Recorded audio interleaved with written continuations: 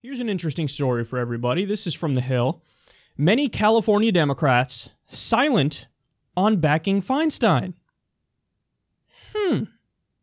By the way, before we continue, let me just express how annoying it is that names that end in S-T-E-I-N, sometimes they're Steen and sometimes they're Stein. Motherfucker, pick one. There's Weinstein, Harvey Weinstein, and then there's Dianne Feinstein. Why is it Steen, Stein? Like, why can't we all just agree? And then, of course, there's Jill Stein. It wasn't Jill Steen. So what? The S-T-E-I-N. We gotta all have a meeting and say, all right, this is going to be the pronunciation of this one. I'm sorry, but that just ticks me off, and I don't know why. I do know why, because it's not fucking consistent. Pick one, goddammit. But anyway, I digress. So there are California Democrats who are going, wait, who? Dianne, who? I don't know who you're talking about. I don't know who that is. Who is this that we're referring to? Oh, the senator from our state. I don't know anything about that person. I don't whatever, bro. What? Who?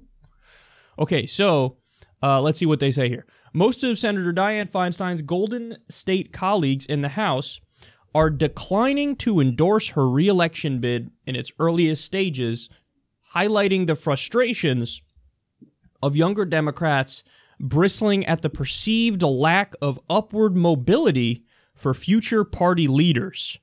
The Hill contacted the offices of all 39 Democrats in California's House delegation over the past week to gauge the level of support for the veteran incumbent seeking a fifth full term. 12 have endorsed Feinstein. One is backing State Senator Kevin De Leon. A handful said they're staying neutral, and most did not respond at all. The silence comes amid an escalating clamor for generational change among a growing crop of aspiring Democrats who are frustrated with their minority status in both chambers and are eager to remake the party's image. Okay, let me give you the reality of this, because it's a little misleading, that line at the end there where they say, well, they're eager to remake the party's image. No, because if they want to remake the party's image, they could start remaking the party's image now. They could have started remaking the party's image yesterday. What's really going on is what they alluded to earlier on there, where they talk about, well, Democrats are bristling at the perceived lack of upward mobility for future party leaders. So in other words, these Democrats in California are careerists. And now they're hedging their bets. And they're going, well, let's see. I want to be a leader in the party, and if I endorse Dianne Feinstein here, well, then I'm putting off, for the future, my time as a leader. So I don't know if I want to do that. But then they also think, hey, if I come out hard against her, well, then what happens if she wins re-election and all of the current party leadership, backs Dianne Feinstein? So if I put my middle finger up to the party leaders, well, then maybe I never get my time in leadership. So they don't know what to do. They don't know, hey, is it better for my career if I come out against her or if I come out for her? So what most of them are doing is they're not saying anything. They haven't endorsed her, but they haven't come out against her, so that's what most of them are doing. So some people might read this, this headline or look at the story and go, oh, there's a sea change happening within the Democratic Party and people are coming out against corporatists like Dianne Feinstein. No, the reality is that they're careerists and they're not sure what the best move would be for their respective careers. So this doesn't deserve as much credit as people think, because it's so easy, for fuck's sake, it's so goddamn easy. In fact, you know how easy it is? Justice Democrat Representative Khanna showed us the way. Let's watch a clip of him here on Bill Press's show explaining exactly what the situation is with Dianne Feinstein. There are these odd rules that if you're an incumbent, you can never not support one of your colleagues. And people say, who made these rules? Why is it that you have to unconditionally support every other elected official in your party? That's what people are so frustrated with. Look, Senator Feinstein has had a distinguished record of public service on gun safety, on delivering for California with the Caltrain funding, on inspiring young women to enter public service. But she has been wrong about some of the major issues of the 21st century. She supported the war in Iraq. She was the lead advocate for the Patriot Act and extending it. She worked with Republicans to help the government get the power to have surveillance over citizens. And she has been not strong on issues of Medicare for all or issues about a populist, strong economic agenda. I don't think any one single issue should be a litmus test. But when you look at her record in its entirety, that's not the future of California or our values. Is that so hard? No, it's not hard for somebody if they're principled and they actually care about the issues. Ro Khanna is principled. Ro Khanna does care about the issues. And he's quickly becoming the ideas person and the policy person for the entire Democratic Party.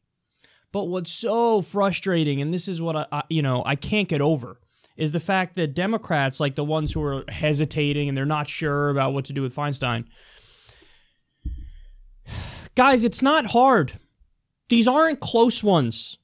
That's the main point. These aren't close ones. When you have a candidate who supported the war in Iraq, supported the Patriot Act, isn't for Medicare for all, as she said repeatedly, and 80% of the Democratic Party is for Medicare for all, this isn't a close one.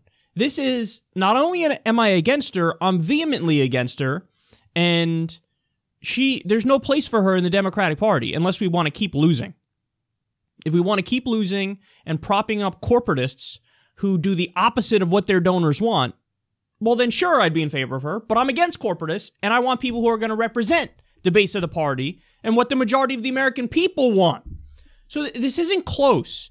Like, it's one thing if there's a Democrat who's running for re-election and they were against the Iraq War and they were against the Patriot Act and they're correct on these very pivotal, vital, important issues, but you might have a disagreement with them as to what exactly the marginal tax rate number should be. Well, hey, they supported the 39% top marginal tax rate, and I was in favor of a 45% top marginal tax rate, so I have a disagreement with them on that one, but you know what? I'm still going to endorse them because I think they're right on most of the issues, and that's an area where there's room for reasonable disagreement. If that was the case, fine. Totally fine that you're like, I don't know if I'm going to endorse, I'm not sure what I'm going to do, but what's happening here is, even though Dianne Feinstein has been consistently wrong on the most important issues, you have careerists in the Democratic Party who are going, I don't know what I'm going to do. And in reality, it all comes down to their own egos and their own political futures. And I think what these current Democrats don't get, obviously Ro Khanna does get it, but what all these other Democrats don't seem to get is that we can now, the internet exists, and we can now see through you from a fucking mile away. And we know who's faking it, and we know who's the real deal.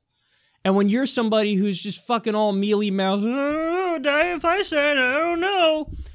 But strike one, you're out. We already know you're faking it. We already know you're not actually in politics because you care deeply about populist left policies and ideas. You're not in politics because you want to improve people's lives. You're in politics for narcissistic reasons and self-aggrandizing reasons. So, for all the Democrats who actually came out in favor of Dianne Feinstein, just fucking go. Like, who are you? Go be a Republican while you're at it, please. But even for the ones who are, I'm just going to shut up about it, and they're plotting their political future, fuck off.